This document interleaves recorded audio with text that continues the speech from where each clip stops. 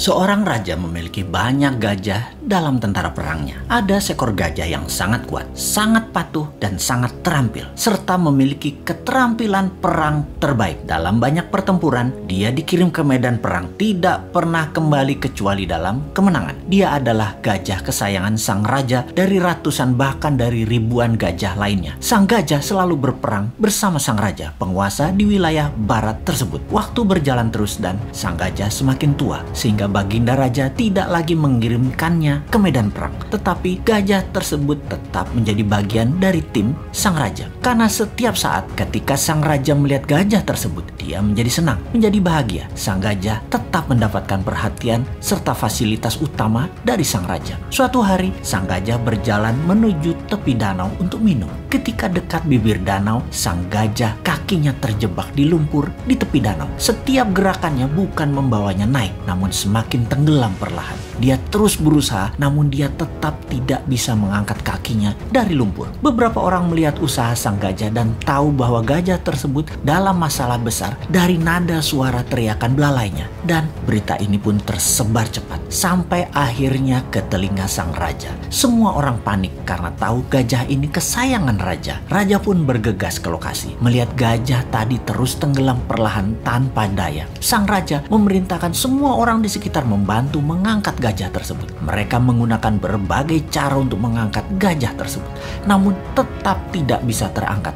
Ini bukan makhluk kecil, ini gajah yang besar. Dalam kegelisahan dan kepanikan raja serta orang sekitarnya, datanglah mantan Perdana Menteri penasehat sang raja dulu. Dia memahami situasi saat itu. Dia menatap sang gajah, kemudian menatap sang raja sambil mengatakan, "Baginda, mainkan genderang perang segera saat ini di sekitar danau. Mainkan dengan keras dan semangat." Raja pun terkejut dengan saran itu, namun dia perintahkan hal itu untuk dilaksanakan. Tak lama kemudian, genderang perang dimainkan, memainkan musik perang. Ajaib, mata sang gajah tua tadi berubah menajam. Tubuhnya mulai bergerak-gerak. Ada perubahan dari perilaku sang gajah kemudian. Sang gajah perlahan mulai bangkit dan tanpa bantuan siapapun, sang gajah perlahan menarik dirinya melawan sedotan lumpur dan bergerak naik serta kemudian berdiri. Semua orang terkejut, tak terkecuali sang raja. Ternyata bukan karena kekurangan atau kelemahan kemampuan fisik yang terjadi pada gajah tersebut.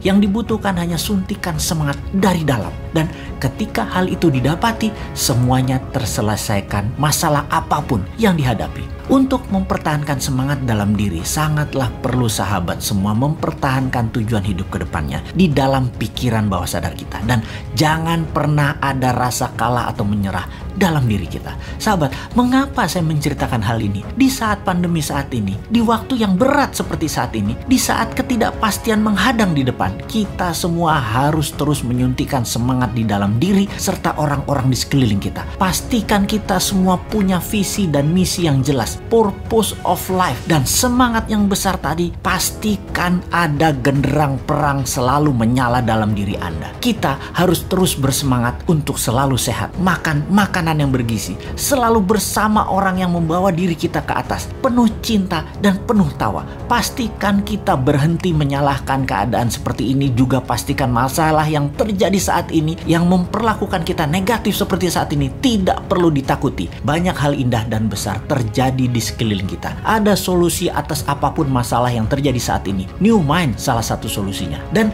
tak lupa, selalulah bersyukur atas apapun yang kita terima, bersyukur atas apa yang terlepas, dan bersyukur atas apa yang akan kita peroleh.